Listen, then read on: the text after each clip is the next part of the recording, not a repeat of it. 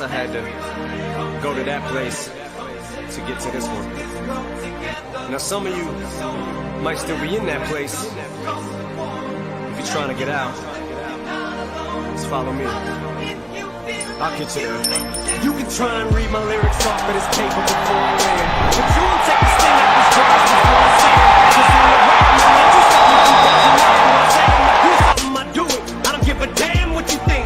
I'm doing this for me, so fuck the world.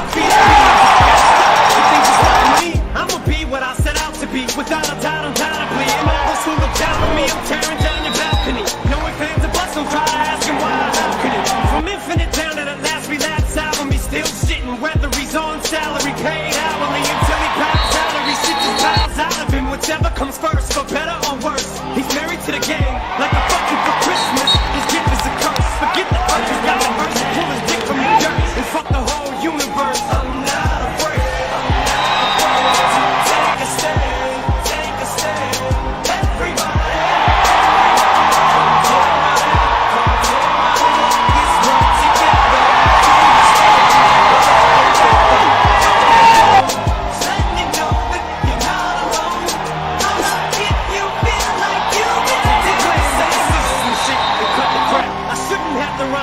And the rhythm for you to know it's a rap. You said you was king, you lied through the teeth. But fuck your feelings, instead of getting crowned, you're getting capped. And to the fans, I'll never let you down again, I'm back. I promise to never go back on that promise. In fact, let's be honest, at last we last CD was aired. Perhaps I ran them accents into the ground.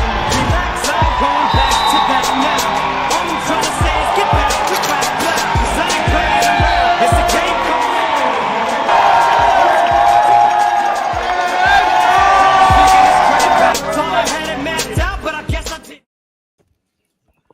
Welcome to another edition of Through the Wire Championship version, and I want to give props to Jeff and the crew of putting that video together, and not using the edited version of the song. But okay, we're good with that.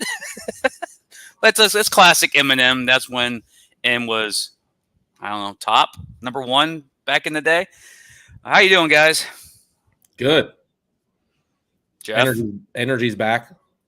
We're alive. Some, not me. I'm fighting some freaking cold. I must have got on an aircraft heading back down. So, but I'm doing good. Wearing merch, brought my stuff on, so I'm official. I kind of made the announcement yesterday that I'll be siding with Willing in 2025. Nice. We're the new Jacksonville Sharks, baby. Well, kind of. You are already. With the ownership group, of course, all from here in Jacksonville. It's Wednesday, so you've had a couple of days, sit back and look at the championship and the accomplishment that this organization did this past weekend. Do we know the official number in the attendance for Saturday night? I don't. I know it's the biggest settlement that we've received all season, so that was awesome. Matter of fact, how did he say it? What did he say? He texted me this morning and said, "Bro, this was amazing money deposit for the championship game." That was from Chris. I had to ask him, "What's up? Are you okay?" And when I talked to him, I said, "You ain't never said bro." So he was pretty happy with it. So I saw a couple people post on there, close to about 4,000 or so. So that's pretty solid. That equals about what we had out. So I don't think it was 4,000. If I had to guess an exact number, I'd say about 36 or so, 36, 37, based on the settlement number, based on how many tickets I know that we had out as comps. So not too bad. It's a good way to end the season. on a high note, what's really amazing is a lot of the messages and stuff on social media about everyone just like hammering the city for not like reaching out to us and congratulating us and all those type things. And it didn't help that someone in our organization, I won't say who, kind of commented and kind of helped fuel the fire a little bit with it, but it wasn't me. I would have claimed it. But it's almost like we don't have to say anything. You sit back, and when the community is really hammering down on it, that's pretty cool to see. And I think I said it on another show. It was like we just really needed to wait. It's like the fans, the Valley was waiting to see like what we're really going to do, and really came out and showed force. So whether the city congratulates us or not, it is what it is. It's about the fans that, we got the love and support from the fans, and they're just as fired up as we are about going to the next step. Jeff, what about you? What do you feel about this past weekend? You're muted. Goodness. I'm good. Okay. All right. Well, let's start again. Here we go. It was a great experience. Fans were into it. It was very loud. You could tell in the video. Shout out to one of our interns, Jeremiah Howe, for making that video. Great interns this year for media and everything else. Just a great season all in all. And I mean, Coach Rez and Duffy and the ownership group, they promised a lot of things and they fulfilled all those promises. So, I mean, everybody went home happy. It was a great season. Well, as an outsider, kind of an outsider, going into Willing, I had a moment there in the corner where the VIP, I'm looking around the arena. It's like, Willing got their team back. This is what they've been waiting for years. And usually some cities don't accept a franchise until they know for a fact that they're there to represent the community in the area. They just don't go, oh, we have a team here. Come watch us. No, they don't do that. What we saw this weekend is exactly that. I expect a lot of those fans to buy more tickets next year because we'll have closer opponents, easy road trips, and familiar faces for Coach Rez, both sides, but in Pennsylvania and in Carolina. But this past weekend showed exactly what Willing is. It's an arena football, indoor football city, and it got tapped. That building holds about 5,000, and you put 36, 5,004 seats exactly, and holds about 5,400 with your standing room VIP areas, your suites, those type things. So, and you put high 3,000s. Mm-hmm. That's a packed building. Yeah, there are a lot of look good. It looked good. I mean, there was a time in there where I was, we're almost there. And I told a couple of interviews, we're going to be packed. Like we will be sold out at some point. It's not if we will be, it's when, and that's what I'm hoping. I'm hoping it's sooner than later, obviously. But we got so many season ticket renewals already. New season ticket holder, new people buying season tickets. So that's a great start, being in the month that we just ended. Mm-hmm. We're hoping by the end of August that we have all of our season ticket renewals done. I think it was 217 total. So it shouldn't be too hard for us to get those wrapped up and then focusing on the other ones. I would say probably by the end of this month, by the end of August with our renewals of everything, my goal is to be at 400 season tickets. So that'll be a huge jump from where we were last year. And we're at the end of August, going into September. We got September, October, November, December, January, February, 6 months before we really get started into February, and then March, 7 months. So March 1st, you're looking roughly, I'm anticipating, projecting about that's where our first game week would be. It's just a matter of how the schedule falls together. And, when we have our league meeting at the end of this month, we'll get a good traction on that and kind of get an idea for, when the season will actually start. But let's talk about the championship game before we preview and talk about all the good stuff that me and Jeff broke down last night on Inside the Walls podcast for the National Arena League.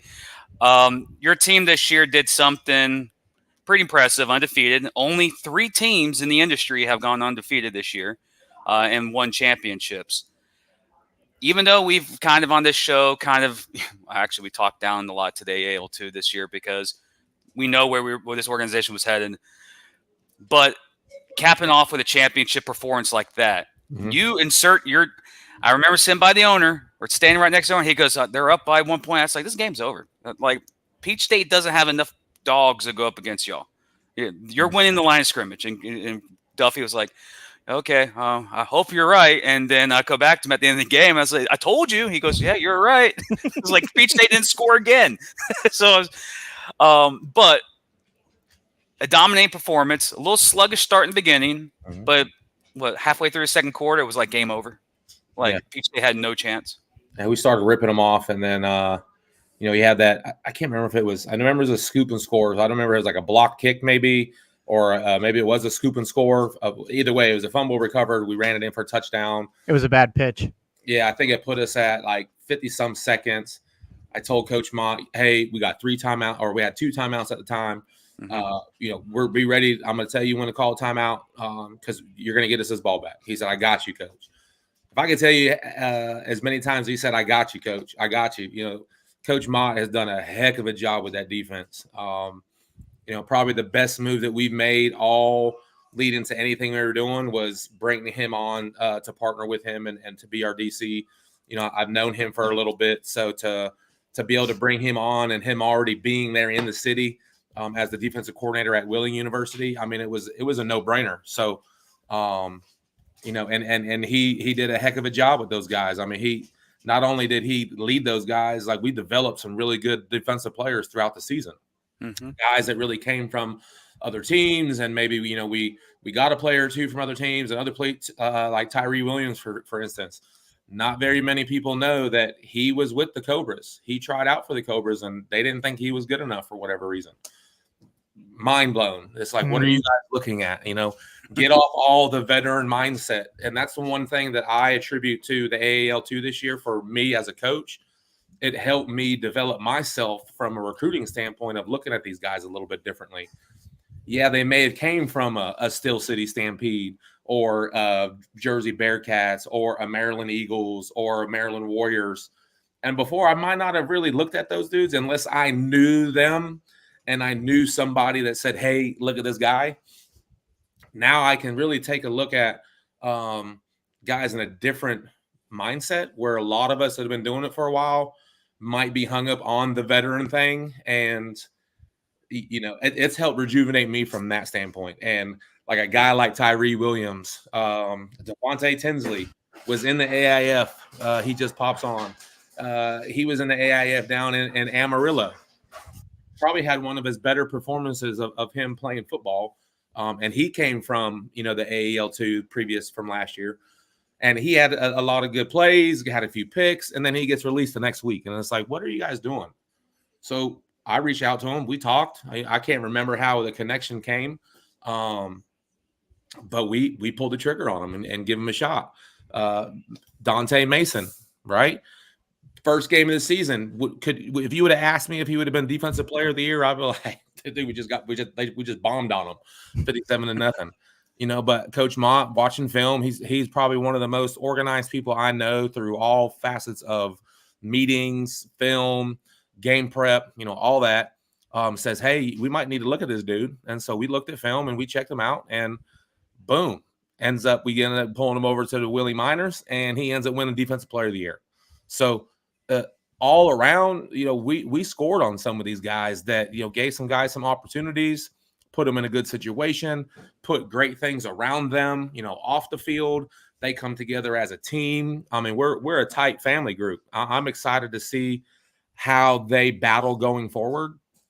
And because we're going to make some tough decisions, this offseason when we go into camp, and it's going to be tough. And not everyone's going to be able to come with us. We will have some new faces. We are getting blown up by many, many players, and it's exciting. It's just exciting times all around. And to know that some of these teams that we're going to be playing passed on some of these dudes, I tell you, some of these guys are very hungry to be able to face some of these teams. Sean McGee, for instance, he was blowing up the Carolina Cobras for somebody to get back to him. And for some reason, they didn't feel that he could help them. We bring in Sean McGee, University of Georgia, baller, stud, dog, killer, anything you can think of. And this dude is legit. And we got him in a time where he was kind of I wouldn't say down and out, but he was just kind of really trying to figure out, is football something that he's going to do, because he's just been passed over and he knew he could play. He ended up being a trained for the last 6 years or so with a very good friend of mine, a former player of mine, Daniel Patrick, goes by Scoob, big time defensive back, developed guy, trains players down in the Atlanta area. So I knew this dude was going to be special. And his first game with us, he was ripping stuff off, getting sacks, causing pressure on the quarterback, wreaking havoc. And it's like these other coaches that are viewing some of these dudes, like, what are you looking at? And as I say that, I was that guy too. So I was that guy that looked at some of their background, where they came from. And, you know, there's always, it's just tough. We don't always make the best decisions. So I don't fault those guys for that, because it might not have fit what they were trying to do within our organization. And for us, we just took advantage of everyone else's miscues, I guess you could say. We got 2 really good O linemen from AFL team from they were supposed to be with the Georgia Force.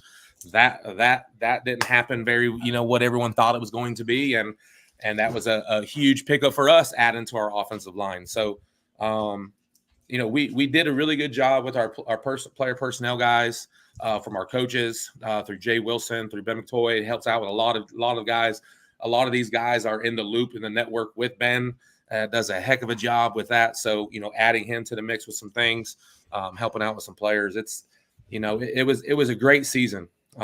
We need Rez back in Greensboro. Well, good thing for you, I will be back, just in a different aspect. And I'm looking forward to it. It's going to be a blast. We're all about, selling merchandise and any way we can, any revenue stream. There will be some House Divided shirts that will be sold there. So I'm sure there'll be a lot of people buying those, and it'll be really fun. So yeah.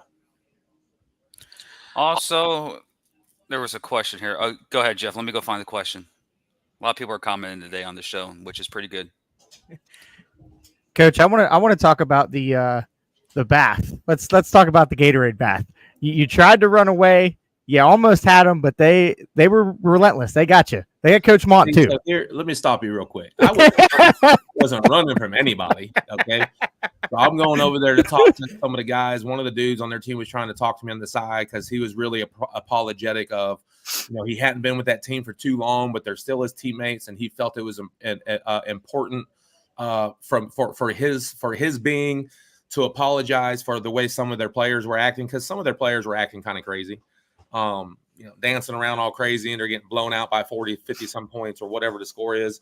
And they're dancing around. And I get it. And I told them, look, man, everyone's in the heat of the moment. I don't fault anybody. They're trying to stay motivated, getting smacked in the face. That's hard to keep focused. It is. So, everyone they stoop down to some level sometimes, and it's okay. It's not his fault. I say, you don't have to apologize ever for another man. You held your own, and that's all that matters. But any event, so we're talking to some of those guys there in the bench, and I'm not even paying attention to anything around me, not even thinking they're going to dump water on me out there on the field, and boom, and it was cold. And it wasn't Gatorade, it was water. Thank goodness it was just water. I have to mention, we've talked about this when I was up there, but there was a period of time, I think in the third quarter, there was like a disturbance around the 25-yard line. It's like, we got a William Minor player maybe starting something with Peach State, and then come to find out it wasn't a William Minor player, it was you. And by the Peach State players. I think it was the second or third quarter. It was either you. It was you around Peach State guys with refs, and you're just yelling at a Peach State guy. Is that probably when Buddy body slammed Jeremiah Flores? Yeah. Was that in the second quarter? I don't know when it was. I don't know. There's quite a few times. Even before the anthem. There was some little confusion there where they should be lined up, and I ended up finding myself in the front of about 10 of them, and I didn't care who was there. It's like, get the hell out of our way. And that started a whole thing, and players going back and forth. And it was just, one of those things when my wife sang the anthem, did a heck of a job, by the way. And then we do the coin toss and all that. And as they're jogging, as they're walking by and headed to their bench, and their coaches come running back over, and it was just a thing. And once it all got around, and we get to the guys in the huddle for kickoff, and walk back to the bench, everyone's like smiling at each other, like these guys are done. Like they're so worried about other stuff outside the game. And it's like this game's a wrap. It's just a matter of how long it was going to take us before it got blown open. Good point. Big game, big win. Atmosphere is crazy. But there was another thing a part of this weekend that was even more intriguing. I think that was the most people that River City has ever seen at one time in that bar. That place was smashed. Yes, it was awesome. And to think of before, they weren't quite sure of how many people were going to come out and what it was going to be, because our first home game we actually had a really good band, same band, Zane Run, was performing there, and it was a great turnout. And now, granted, it was our first home game, but still, it was still an awesome turnout. It was probably half of what we had there the championship night, and it was a good turnout the first game. So it was packed. Like it was awesome. So it was just a great experience, great atmosphere in there with all the fans. It was after the hit on the wide receiver. So on Aaron Finch, there's a picture going around on social media where like some of their guys were posting like, oh, this is a clean hit, and the picture showing Aaron's head like snap back, and the dude was like coming off of like bounced off or whatever. So it looked like a good hit. And so because of I appreciate it, Ricky. Congrats again to y'all, and we're excited with what's coming up. But so we're looking at we have a great media team and videographers and photographers, and so happened to be this photo of probably the nastiest hit that I could say that I've seen myself, captured. Dude's helmet when he hit Finch. Hit him so hard it slid his helmet up, and you can see in the picture his helmet against Finch's face. I don't know how this dude got up. And so I posted a picture on all those comments I seen of, if this isn't an illegal hit, then I don't know what to tell you. I guess the picture is a lie, and then everyone's like, oh yeah, that's a legal hit. And I was like, yeah, we're telling you that when it's bang bang play in person live, that was a bad hit. And they want to get all crazy talking about, oh, the referees are being bought, blah. That's loser talk. And so when you're losing by 50, that's not referees are being bought. You're just getting your butts kicked. Yeah. So the issue there was I went after the player. That was BS. Like, you're going to go, that's going to be crazy. Like, I tell him, like, he don't even belong out here on this field. He's probably never going to play anywhere higher than Peach State. And then that was that. I'm always going to protect my guys. Right. And luckily, he wasn't too bad. He had some concussion symptoms here and there, but he ended up being okay, hanging out at River City. I just talked to him the other day, checking in on him, and he said he's fine. So it could have been a lot worse. Like, that picture's floating around, so hopefully everyone takes a look at it and whatnot, and sees that Coach Rez ain't crazy. So is everything completed up and willing for this? Are the players on their way home? Is everything closed up? Yeah, most of the players are gone as of today. There's still a couple still in town. For the most part, we got few things to close out as far as our office. Like, we're in a temporary office for now that we really had all season to the end of July. So we're in the process of getting that cleaned up to where we'll move into our actual office, which is still right around the corner from our current temporary spot, which still isn't a big deal. So we got a lot of cool things coming up that we're working on. Already renewing community partners.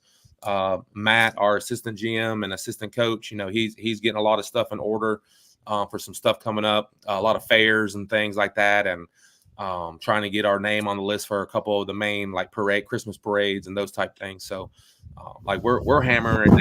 So I would not be shocked come March for our first game when it comes time for that season ticket pickup party, which we are actually trying to plan some other stuff in accordance with that, of a cool celebration carryover from 2024. But at that season ticket pickup party, my goal is to have at least 750 season tickets that we're giving out around. That's our target mark. So if we hit 1,000, awesome. If we hit 500, still better than last year. So it's anything's going to be bigger and better than from when we started for year one. So we're looking forward to that stuff. Do you want to make the transition? Because I have a transition video to the next phase of the Yeah. Willie First, Miners. before you do that, I do want to say thank you to AJ and his partners and everything that the AAL2 has done. Gave us the platform to really showcase ourselves and really build our organization and get our fan base rolling. And then that's really what's helping us make this transition very seamless. We made it about them for the Friday night party and Saturday, and and thanking them and them being a part of our stuff. Afterwards, they were real. Obviously they're Bearcats guys too, so they were kind of bummed that they weren't in the game. But from a league standpoint, they did everything that they should have done. And I do want to say, as on behalf of the Willie Miners organization, we definitely appreciate AJ and everything that AAO2 has helped us do. That's one thing I wanted to mention before we transition. AJ is a cool dude. I had a good conversation with him. He knows what the AAL is and what needs to come next. He's not over projecting anything. Mm-hmm. It's, for me, he knows what to do, and it felt like, even though Willing was leaving the league, he felt like it was an accomplishment. He was in good spirits. Usually you don't see commissioners at a championship game knowing that the team that they're at is leaving and they stick around. They usually go, okay, here's a trophy, and they haul. He stayed after the championship. Well, even the other guys that are in the league, like Julian Robinson with the Warriors, Matthew Steeple with the Maryland Eagles, those are names of guys that have been around for a while, especially Coach Steeple. A lot of people don't understand that some of the people that are involved with some of these teams, and they've been doing it for few years now. And Coach Steeple has been, with the Eagles for as long as I can think of, when he got out of, really coaching, because he lives in that area. If a team would ever pop back around Baltimore and come up, I'm sure he'd be one of the first candidates to be the head coach for that team in that area. And I know those guys too. So, for them to kind of support what we're doing and be excited, it helps the league too, because everything that we've done is because of the AAL2 helping us propel us to the National Arena League. And we're going to look at some of those guys. We're going to look at some of the players, and we'll have some workouts, and we'll do some of those things and give some of those guys those opportunities that they may not have got before. Just because that's how we want to make it happen. And they're excited about that. That's it. It's just going to be one full circle, and it helps them because of the connections now that they have with some of these NAL teams, that they can help guys a little bit better than where they could before, just because of some of the relationships that they've had, and then from the NAL growing with other teams that just came on board and stuff like that. So, it was all one collective thing. So we're very appreciative of everybody that has encountered anything that we've done this year. So you want to make the transition? Let's do it.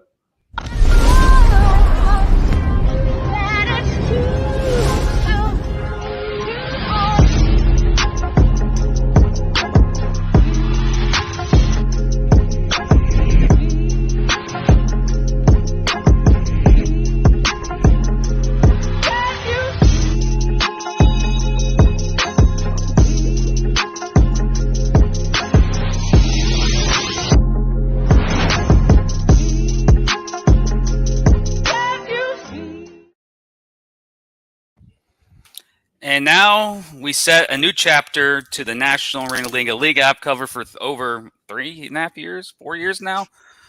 It's kind of cool that I'm still covering it. I'm blessed to be associated with the National Arena League. But on this show, we'll stick with the Willie Miners. I won't break down any games. I'm just going to say me and Jeff are going to be busy this season. Yeah, you are. We're going to have so many teams to talk about. Yeah, I'm excited too. This will make my 5th season in the NAL. So I'm my 5th season coming up in 2025 in the NAL. 4th as a head coach. 1 year I was in 19. I was the DC for my first year when I was with the Cobras, and when Coach Back was still the head coach there. So I'm looking forward to being back. So you were with the Grizzlies, Grizzlies, Cobras, now Willing. Yep. So I was with the Grizzlies in 17, the head coach there for their inaugural season. I think they played one more year after that, if I'm not mistaken. And then 19, I was with the Cobras. That was my first year there. And then when Coach Back left, I actually took over. Well, I was actually leaving with him to go to Spokane.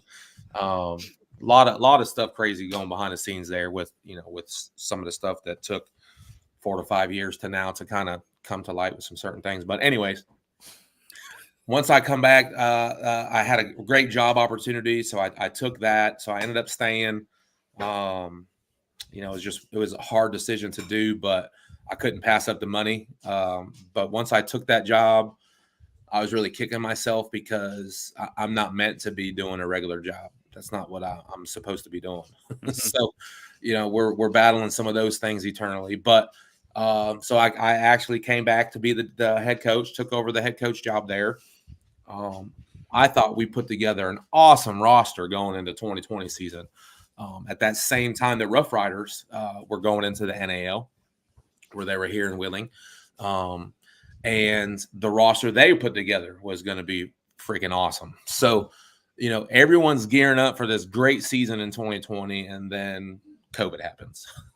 So kind of erased a lot of things for a lot of people. It ended up being the demise of the Rough Riders, where they ended up going away and then trying to come back, and it just wasn't in the cards for them, I guess, from a business perspective. They're the owner for that team, Greg, is very business minded. And at the time, for him at that moment, he probably just didn't see it was feasible for them to, try to fight after the COVID stuff. So a lot of people don't understand that it was because of COVID. They just didn't fold and go away. COVID happened, and they didn't come back after that.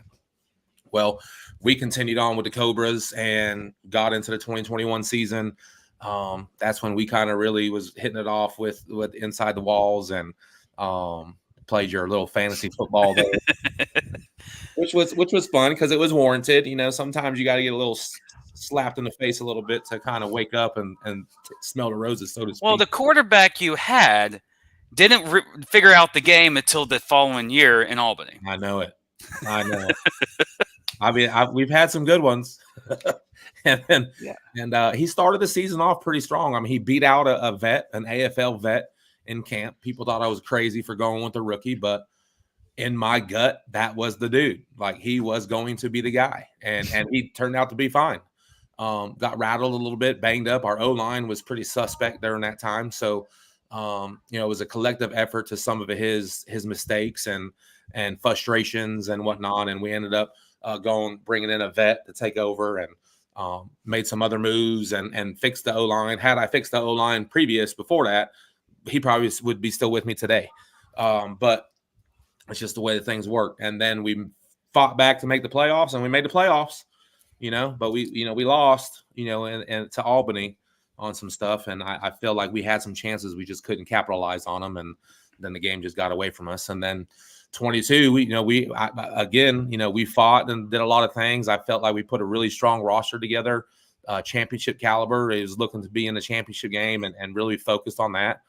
Ripped off the first 5 wins. Then Jonathan Bain gets hurt and goes down, and then we lose a couple, and then we win a few, and then we fight all the way back to the end and make it back to the championship game and get blown out, smacked in the face like we didn't even belong there. So it's crazy how this game works. The NAL for me is much different now than when it was when I was in. Bringing Columbus back is awesome because that's a familiar foe there. Excited, looking forward to going back down in Columbus. I love playing in Columbus. The fans make it very interesting. And Coach Daniels as the head coach, he was my DC there in High Country in 17.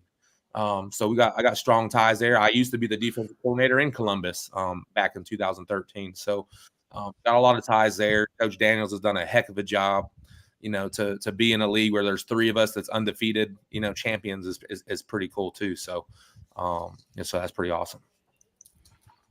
Well, you got two of them probably in the eastern side of Columbus and Wheeling on the eastern side, and Omaha most likely be on the western side. If things fall, they may. Big news happened yesterday in the National Arena League as they announced the expansion of 3 new teams: Corpus Christi Tritons, local Harrisburg Stampede, and the Columbus Lions are founding member and returning to the NAL from the AIF. The NAL right now is at 9 teams. It's the most that this league has had. The most it's had is 8, and now we're at 9. But based off the news yesterday, knowing you, because we've seen you on the chat last night, just popping off, just throwing shade at everybody on the show. This is your show, so what's your opinion about the expansion and how you feel about it? I think it's exciting. It's one of the things that helped me kind of convince our ownership of, making this move now is going to be important, because there's probably a lot of things on the back end that's kind of waiting to see what other things are going to pop up to allow something like this to happen, to be in a close proximity from a travel standpoint and regional, that we could very well be the first domino to cause that effect for people to really just jump in with what Todd and Ricky are trying to do, and all the other NAL teams too. That's the cool thing about the NAL. All the owners are involved and in charge of voting process of what happens and what doesn't happen. And there is more coming. There's a lot of stuff that's in the works that, I think it was said last night. Todd mentioned something about there is a 10th approved, but they didn't announce the city and all that yet. It's been thrown out there multiple times that we should have at least 12 teams at the league meeting at the end of the month. So that would be pretty cool. But to even know some of those teams that it possibly could be, I think it's going to be more than 12 when it's all said and done. But, some people say, well, you don't want to grow too fast. And yeah, that's true. But when they're actual teams that you're gaining and pulling in, they're not just brand new teams. They're not just made up teams all of a sudden. They're actual teams that are playing that would be coming into the league, which that to me, expansion from that standpoint is different than just bringing in a new city. Like, had we been a first year team this year and coming into the NAL, yes, there could be a lot of questions on, is this team going to make it? Is this team going to be sustainable? Are they going to be blah, blah, blah, blah, blah? That's every year in any league. Mm-hmm. Exactly. Yeah. So it doesn't matter if we got 10 teams, 12 teams, 18 teams, 20, 14. It doesn't matter. Everyone's going to have something stupid to say, this, that, and the other. And the only ones that matter are the ones that are in the know and know what's going on. And so I'm excited for Harrisburg, them coming back after being, I can't even remember the last time they played, to be honest, but for them to be back, is pretty cool for them. I know they're excited about it. They had a slow part of like building their fan base back up, but their diehards were there. The diehards were come back automatically as soon as they announced there was a team. So making this move into the NAL for them, it's going to help them all around too with their fan base.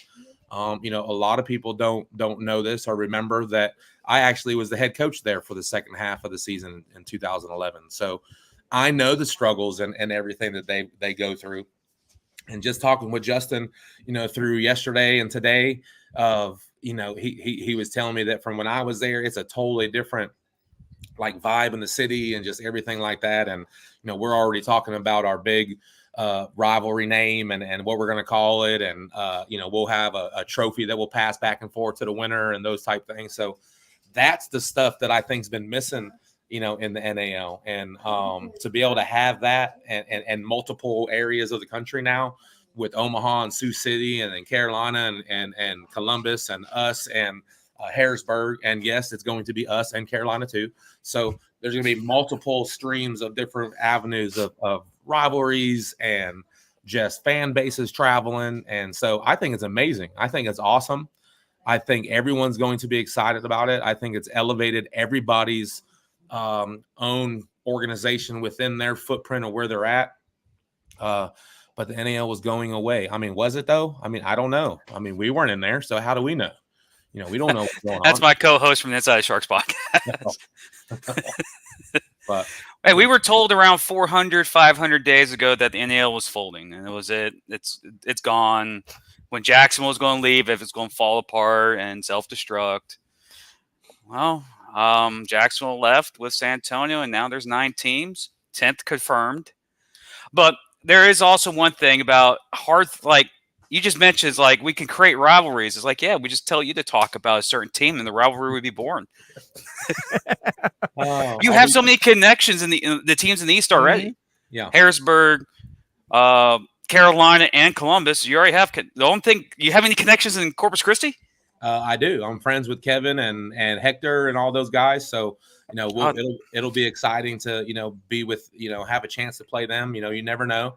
We'll see how that goes. I really feel though the way that the league is structuring itself that we won't have to face any of the Western teams until the postseason. And that makes really exciting play. That really turns it back into like hockey where you're playing within your region and then you don't really see other guys until the postseason, until, later parts of the postseason. And that's really, really gets fun. And that's what makes exciting games. So, I mean, if you don't like that, then you shouldn't be a fan. Well, we've talked about this at our live show. There is a dream of us being undefeated and a certain team undefeated out west traveling to Wheeling for a championship game. Can there be a chance where two streaks can be on the line with a trophy on the line?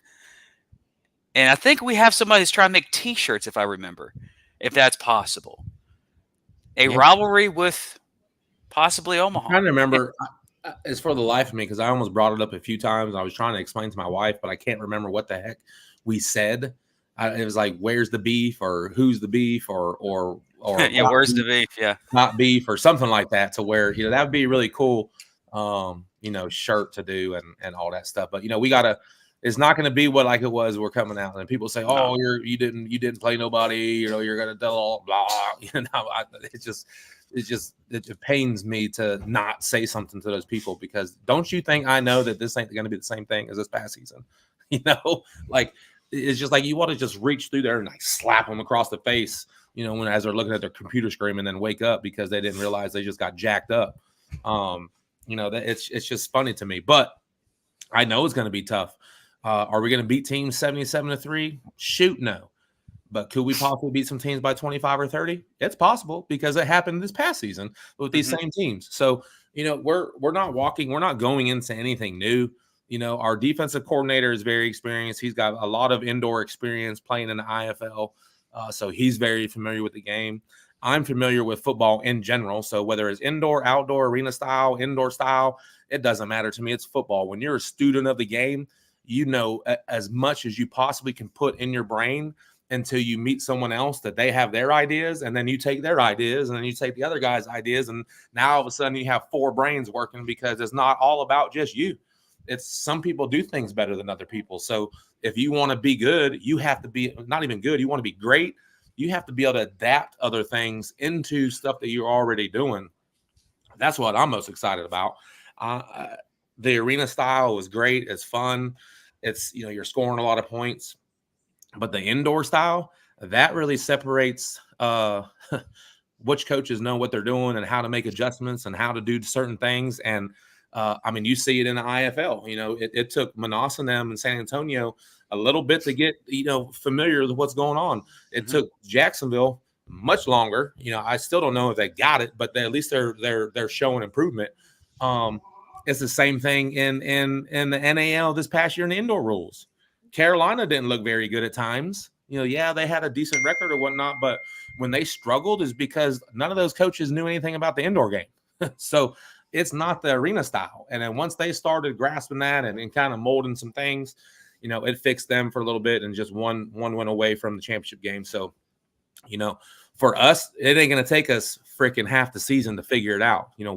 We're going to figure it out before we even get to camp. We know what players we need. We know what we got to do to develop the players. We know everything we got to do. So we are going to be successful in the NAL. I'm not going to guarantee you say we're going to win the championship and do all that stuff, but we're going to be fighting where we're going to be right there. We're going to be in the mix. We're going to do just enough of what we got to do during the season to get past the regular season and get into the real season. And that's the postseason. Jeff, you're quiet. You want to say something? I'm good. I'm good.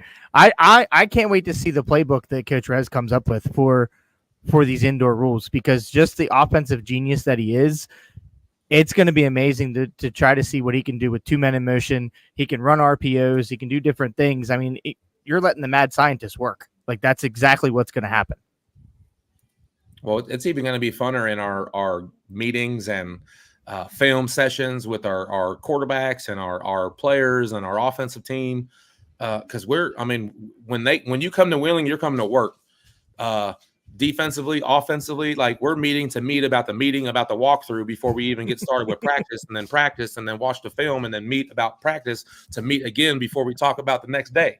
So like everyone's gonna, they're coming here to try to get experience and film to go as high as they can go. So for us we have to treat it that way. And like you're coming here to for a job, to coach, to be taught what to do, to develop, to be better, to get that phone call, to go at the next level. And for us to even have a chance to send our guys off to other leagues or higher levels, we have to prepare them. We can't just have them show up and then they're worrying about where they're going to eat, where they're going to sleep, what are they going to do if they get hurt, all this and that. Like the player don't even need to worry about that. Like when you come to Wheeling, you got to worry about that. You got to come do a job. And if you don't do that job, I will personally give you the bus ticket home, and we'll have the next guy already in your bed. So what's our recruitment plan look like for this coming year? I know we're going to use the National Scouting Combine again. I know that's a given. Well, that's just a given. That's more like a cheat code. The thing about the National Scouting Combine and any of us that's recruiting, properly, most your really good players coming out of college, like they're not playing indoor arena football right away. They're not signing with any teams right out the gate. So you're mainly looking at those dudes, like to get them on your radar. So when 4 to 6 months go by, or a season goes by, and they ain't got that phone call that they thought they were going to get, you already have them on their database, and then you can reach out to those guys. So you're really like a class behind some of these dudes where you're recruiting guys. I got a lot of scouts throughout the country that's helped me through the years, and agents. And, so the recruiting process for us is pretty much going to be the same of what we've been doing as a whole, which is usually just different people that's involved. So for me, having, my defensive coordinator coming back, our coaches coming back, our player personnel guys, already working. When we announced going to the NAL, they were already working of building a database of what we need to do. We got some cool things in the works as far as from the recruitment process of, talking to some of these guys, because, there's guys that we want and that are current that we're playing in the NAL, but we can't talk to those guys until October 1st. And see, I already know all the rules. We already know all the things that we're able to do. So we're prepared. And I promise you, there's a lot of teams and players that they might not sign back to their teams right away, and they'll wait till October 1st to see what some of these new teams are talking about. Columbus is a long storied franchise that a lot of teams across the country try to model themselves after, because anytime a team is lasting 16, 17 years, 18 years, Omaha's 20 some plus, Sioux City 20 plus, there's a reason why they've been around that long. So that's a destination place for players that are looking for an opportunity, because they know the longevity. They've been around for so long that they don't have to worry about where they're eating. They don't have to worry about where they're sleeping. They don't have to worry about the logistics of anything. They just know they're going to play football. And that's what we try to create here in Wheeling. And as a group, as an organization, I feel like we've done a great job setting us up for success going forward. Well, last night, the commissioner made you can say kind of breaking news. The 2025 season, the National Arena League will not have rebound nets. So we'll go to the traditional indoor, like currently what's in Wheeling right now with the goalposts, very similar. Would that be any major adjustment for you this year?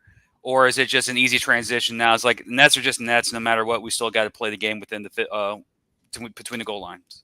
Well, I was looking forward to the nets because I know how to use the nets. So I know how to strategize that. And the first thing you do is you get a really good kicker that can handle the net process, because you got to have someone that can boom it up. If you get someone to kick it up off the net high, and then also can, by the way, pinpoint it to get a bar ball and put yourself in a good situation. That's tough to defend as the other team and as the coach and be prepared. It forces you to do all three phases of the game. So with it being gone, it's still the same. Now it just puts you more in a risk reward type thing. Like if you got a dude that can bang the deuce, pop a chance to hit it every time, you got to decide when you let them go for it and when do you try to bounce it around and make your guys cover and make them make a play on the return game wise. But having the deuce, that's a big, we had that in the AAL too as well. And just, I don't think no one really hit the deuce. I can't remember if anyone even made a deuce this past season. So I know our guy came close, once or twice, but for the most part, we were just strategically kicking it down and covering and, having fun with some stuff and whatnot. But I don't think it's going to matter for us a whole lot, whether there's nets or no nets or, whatever the case is. It's, I hadn't been, it's been a long time since I was involved at all with arena stuff. So like AFL stuff, from scouting and that type things to where doing workouts across the country for a couple teams. I've been just a regular old hanging field goal post for the most of my time. So it ain't going to change much. Well, that was not really, you could say it was big news. Our co-host Matt was pretty surprised about the news. He's actually trending. He's getting retweeted and shared on TikTok and that. So, again, the NAL had no nets before. Nets, I think, for like 2 seasons. Yeah, this was their second season. Yep. And Commissioner Todd Walkenhorst mentioned that the nets weren't really used in the NAL, and honestly, it's not even used in the league that actually has them. No, the ball, they're not getting into the nets. Their kickers are not getting into the nets. Well, there's only a couple guys out there that really like right now that can boom them like that, and they're either in the IFL or they were kicking in other places. Guys like TC Stevens or Craig Peterson, or what's the kicker's name that was in Albany when I was in Carolina? I think he went to Jacksonville for a little bit. Marco Roscoe. Did he go back to Albany? He's still in Albany, yes. Yeah, so like he can boom him. I'm sure he's Kevin Devo Weber. Yeah, so I'm sure Roscoe, in the AFL is probably one of the only dudes that's like banging them off the net all over the place. So I think Rue can do that too, from Duke City, and not Duke City, from Iowa. And I'm sure I'm missing a few dudes, because I don't really know those guys, but there wasn't really anyone like that in the NAL this year. The guy you mentioned, wasn't he the one that kicked in Carolina? Mm-hmm. Yeah, I mean, he's got a powerful leg, so just all around. He's just, but I've mentioned this before, like a lot of people didn't really care so much about the nets and stuff because they didn't know how to use them. they didn't know how to, to adapt that into their strategy of, for game plan and whatnot.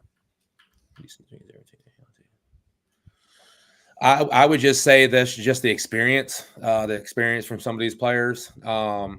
I would say the AAL2 base players is primarily semi-pro, mainly like your semi-pro players, like your weekend warrior type dudes that are just, for whatever reason, they didn't play much in college, or they didn't go to college, or they just didn't make it after college, and that was that. And, there's a lot of older guys that's playing in the league that I noticed. The biggest thing is going to be for sure up front, the upfront play as you gain leagues, and the big difference is the trenches. That's really what separates teams, and to our success, I feel like that's what separated us ultimately from everybody else is our O-line, D-line play. I mean, we did a really good job.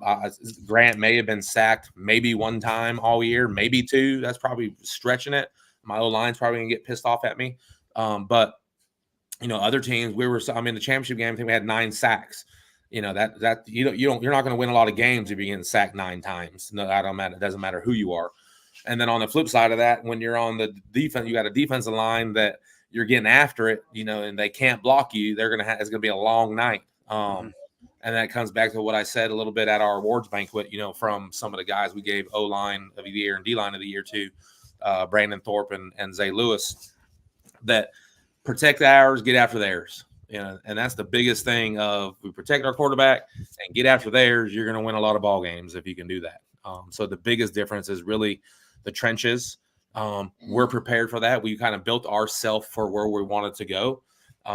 So for us, it's not going to be much of a transition from personnel to personnel. We feel like we do need to make some changes in a few places just to upgrade. Not much. It's more so of bringing depth in for camp. Because I want to say we're NAL's at 35 people for camp still. Of course, you can do your waivers and one-day waivers and stuff like that. But and then you cut the roster down to 25. So for us, our biggest difference is we got to cut some really good players. We got to let some good guys go. And that's going to be tough for us, especially after the season we just had and the relationship you build with these dudes. That doesn't matter how long you've been doing it, how great the player is, how crappy the player is. it's always tough to sit there and tell the dude like we're going in a different direction. You know, that's it doesn't matter how many times you've done it. It sucks because you're telling another grown man ultimately what he's hearing. No matter what you're saying, he's hearing, I'm not good enough to be on your team, that I'm going to have to go home. You know, that just sucks. You can't sugarcoat that. You can't. It doesn't happen. We've been very lucky. The only thing that I wish that we would have done differently with our season and roster was cut the roster down. We didn't make very many cuts coming out of camp. We cut some dudes, but not a whole lot. We spoiled ourselves to being able to dress as many as we wanted to on game day. That's going to change because only 21 can dress on game day. There was games, our last 2 or 3 games of the season, we dressed 30 dudes. I think the championship game, we dressed 29. The playoff game was 30. The last game of the season was 30 because I wanted to give everyone a chance to play. And then the season itself was anywhere from 23 to 27 dudes dressing. And so if I could do it all over again, I probably would have capped it at 21 each game just to be prepared for what we were doing, you know, going forward. So one thing that's a major difference between the two leagues is the quarterback play. The jump in quarterback play will be significantly different than the AAL. With guys like Verlon Reed, Tommy Armstrong, you got Whitaker out of Colorado, who challenged Armstrong for the MVP late in the year. And you have Vincent Espinoza, who's a journeyman in the sport. He plays in Idaho. So the competition will lift up. Don't forget Guy Myers in Carolina. I forgot about Guy Myers. Most people do, but he can play. Most people do. Everyone have Carolina Cobra fans get for some reason they don't give him the credit of what he should do. I mean, he shouldn't even be playing. He should be playing in the UFL. But anyways, you know, you say all those names. You know, I would be the first to tell you that I think Grant Russell is right there with all those dudes. I mean, Grant Russell ain't no slouch. He played in the AAL too, won MVP, scored 70 some touchdowns or whatever the number is. I don't even know. Past 6. But he was a starting quarterback in the AFL for the Columbus Destroyer. I mean, he's played some really good football. He's a Harlan Hill finalist, you know, coming out of ODU. I don't think many of those other dudes you mentioned was up for that award. Now, granted, Verlon Reed came from Ohio State, and Tommy Armstrong came from Nebraska. I think is what Mr. Nebraska or something like that. Yeah.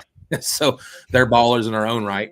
But the other guys, you know, they're just, you know, I feel Grant could compete with any of those guys. It is quarterback play is a big difference, but it's not a big difference for us because we got one of those guys. Well, that's facts. Grant Russell is, again, he's a dude. He proved it. Speaking of Grant Russell, me and Jeff bashed him about 6 touchdowns, 6.5. He got 6. And then he told me that I should have bet money on that. And I was like, sorry, Vegas odds closed and I didn't get the money in time. But I did see that someone put some lanyards on him from Hawaii, like when the Myers colors. Is that just kind of trolling because he went to Hawaii for the playoff game? They came back and won the championship. Little bit, but you know, I asked him about it. He said, "Coach, I wasn't wearing those for intro." I'm like, "Dude, you messed it all up." But he said they did do they did, thing or whatever. Midfield. You know, that's cool. You know, he was a trooper with it. He knew we were just ribbing him, and you know, and I will say again for Stephen Panasuk, you know, stepping in and helping us. You know, he did what he needed to do to help us get through that playoff game. Was a big part of that. Why Grant's there in Hawaii sipping mojitos or whatever they were drinking on. they were stressing watching the game on their phone, and I'm like, dude, you're in Hawaii. Like you're not stressing too hard, bud.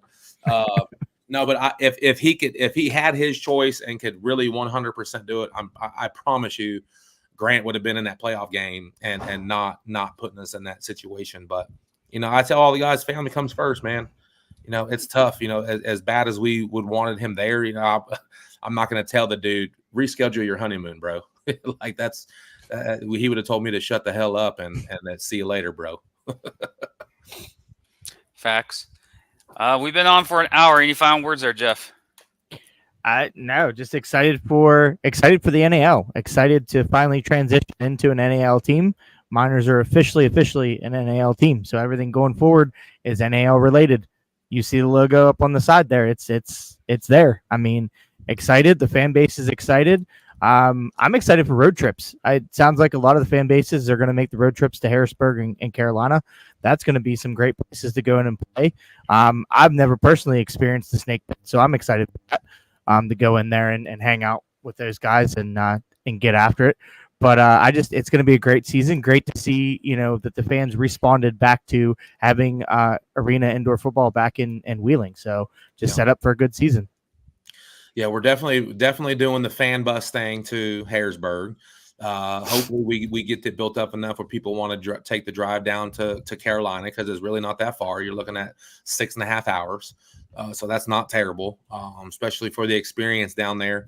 You bring a fan bus down there and you can really make some noise and because no matter how many people's in there, it's loud. So if you got your own fans in there screaming, the Mine Line might take a trip too. You never know. But there's a lot of cool things that we can do. Our fans are going to be excited about it. It's the closest thing that we could do to bring their memory back to the Greyhounds during the Greyhound days, because you had the Intense Football League then, which was pretty solid, like the original IFL before, doing all their transformations. And then there for the longest time, they were in the NIFL, the NIFL, before they ended up, going away, and then the NIFL went away. So the NAL is the next best thing to what they remember from the Greyhounds, because the Greyhounds didn't win every game. They were in some dogfights. They got beat a few times. I think their overall record, including playoffs, was like 70-something, 50-something. So, they've lost some games, but they've won a lot of good games too. They went undefeated, winning a championship. They won back-to-back championships. If I'm not mistaken, I don't want to get it wrong, but they may have lost what, 1 or 2 games the other championship season they won? One. They lost one. So, so they encountered a few good seasons, undefeated seasons. So, we're ready to bring the noise and compete year one out the gate in the NAL, trying to win a championship. Because if you're not doing this thing to win a championship, then you shouldn't be doing it. You're in the wrong business. 100%.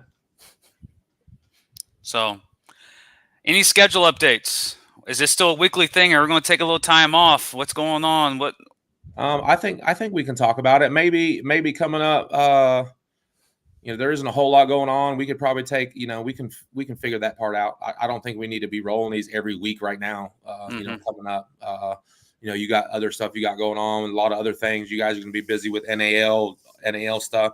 I'll be more than happy to come on some NAL stuff. That I'll be willing anytime you guys want me. I'm there.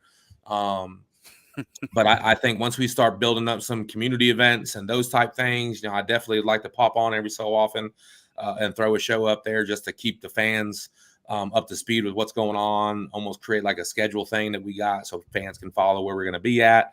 We're going to be heavily involved with high school football this year there in the Valley. So there's quite a few things that we're going to be trying to do with that. Just trying to be relevant and support our community with everything they have going on. I'm looking forward already to our Christmas parades and those type things, and just everything we can do to keep rolling this thing. And that's what's going to help us sustain and be here for 20 years. I think the next time we should do a coaches show would be right after the owners meetings in Omaha. That'd be good. So we get the fans updates. So you will be there personally with Duffy.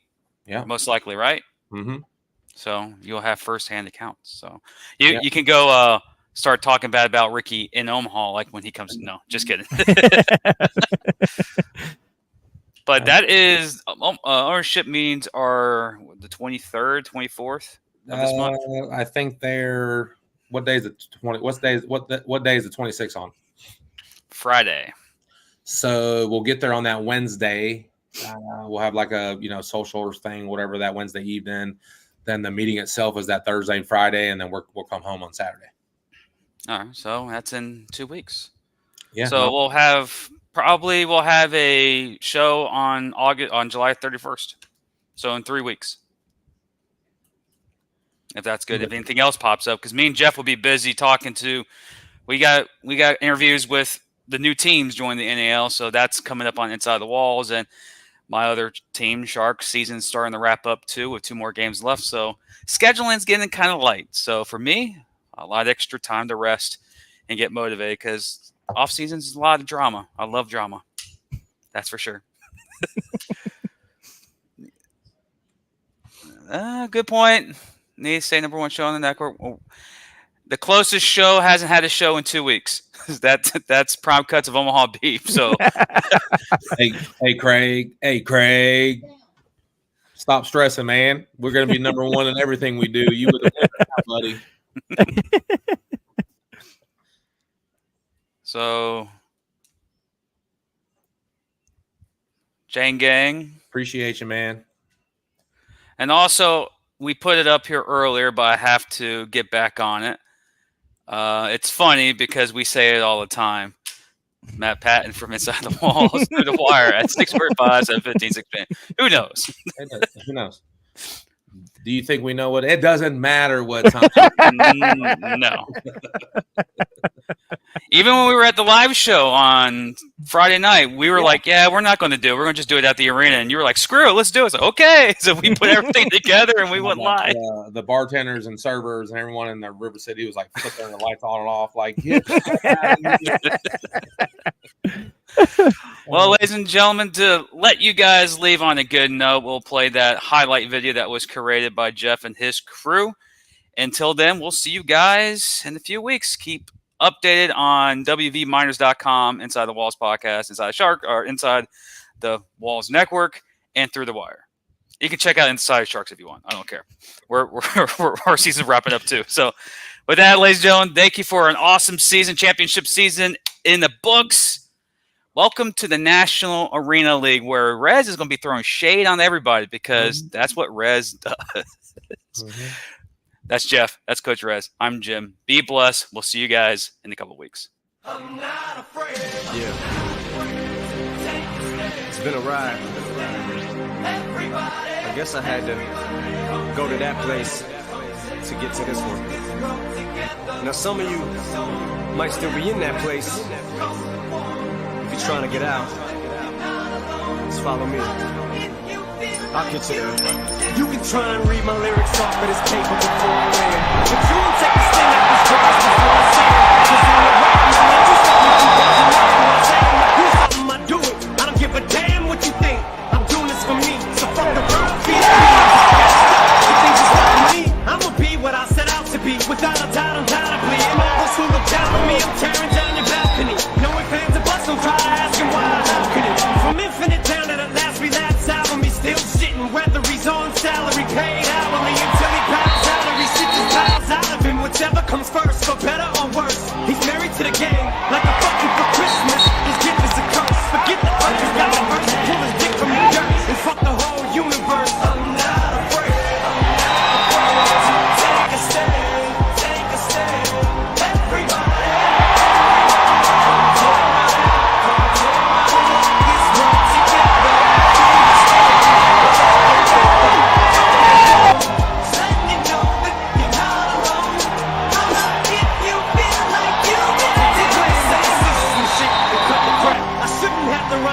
In the rhythm for you to know it's a rap. You said you was king, you lied through your teeth. But fuck your feelings. Instead of getting crowned, you're getting capped. And to the fans, I'll never let you down again. I'm back. I promise to never go back on that promise. In fact, let's be honest, at last we last CD was aired. Perhaps I ran